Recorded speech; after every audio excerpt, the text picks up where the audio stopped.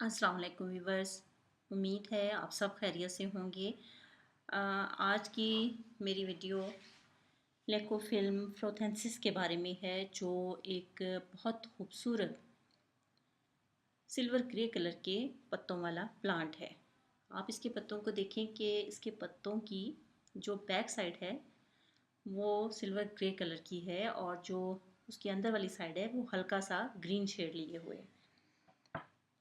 ये प्लांट जो है इसके अंदर पिंक का एक शेड है। उसके बहुत खूबसूरत जो है फूल लगते हैं, जो इसके पत्तों के साथ बहुत भले लगते हैं। ये प्लांट किसी भी किस्म की हर तरह की जो है सॉइल में ग्रो कर सकता है, लेकिन ज़रूरी है कि वो सॉइल वेल ड्रेन्ड होनी चाहिए। सॉइल भी और पॉट भी वेल ड्रेन्ड होना चाहिए, पानी इसमें ठहरना नहीं चाहिए। इसको अगर आप सैंडी सॉइल में लगाएंगे तो ये ज़्यादा अच्छा रिज़ल्ट देगा। और ये एक ऐसा प्लांट है जिसको 4 से 6 घंटे की धूप चाहिए। ये धूप में बहुत अच्छा ग्रो करता है।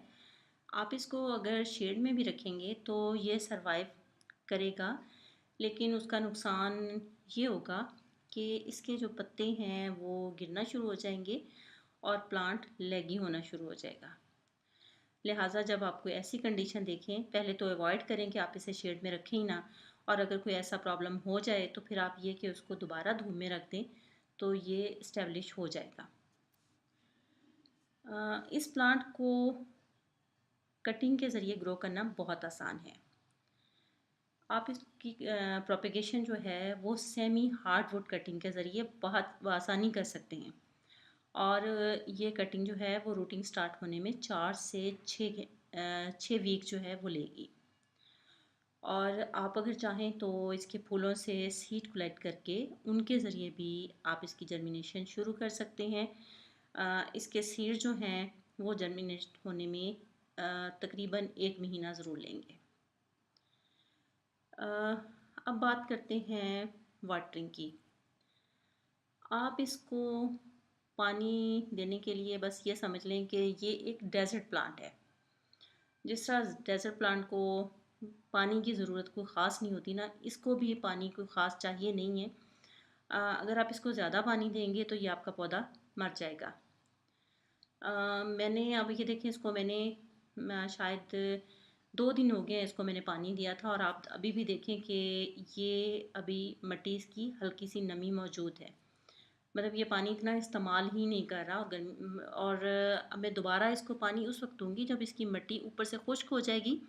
उसके भी मैं 1 दिन बाद इसको पानी दूंगी, क्योंकि अ, गमले के अंदर वाली जो मिट्टी है उसमें भी नमी मौजूद होती है। याद रखिए कि ज़्यादा पानी जो है वो इसमें स्टेम रूट का बायस भी हो सकता है। इस प्लांट के साथ जो प्रॉब्लम्स हैं उनमें एक पाउडरी मिल्ड्यू है, एक गाल्स जो है वो इसके लिए प्रॉब्लम हो सकती है। गाल्स जो है वो एक प्लांट की टिश्यू की बीमारी है, जो इसके पत्तों के अंदर हल्की सी जैसे उनमें स्वेलिंग सी हो जाती है, उस तरह की है। और तो अगर कोई आप ऐसी चीज़ देखें तो फ़ौरन उसका तदारक करने के लिए कोशिश करें और कोई पेस्टिसाइड स्प्रे ज़रूर इस्तेमाल करें। ये एक ऐसा प्लांट है कि इसको कोई ख़ास खाद की ज़रूरत नहीं होती है। जब आप इसे ट्रांसप्लांट करें तो तब उस वक़्त इसमें खाद ऐड कर दें, और अदरवाइज़ ये उसके बगैर ही बहुत अच्छा ग्रो करता है। उम्मीद है मेरी आज की वीडियो आपको पसंद आई होगी। आइंदा किसी और वीडियो में किसी और प्लांट के बारे में कुछ इन्फॉर्मेशन लेकर आपसे फिर मुलाकात होगी। अगर आप कुछ और इन्फॉर्मेशन आप हासिल करना चाहते हैं तो आपने मेरे चैनल को अभी सब्सक्राइब नहीं किया तो प्लीज़ सब्सक्राइब ज़रूर कीजिएगा। आइंदा वीडियो तक के लिए अल्लाह हाफिज़।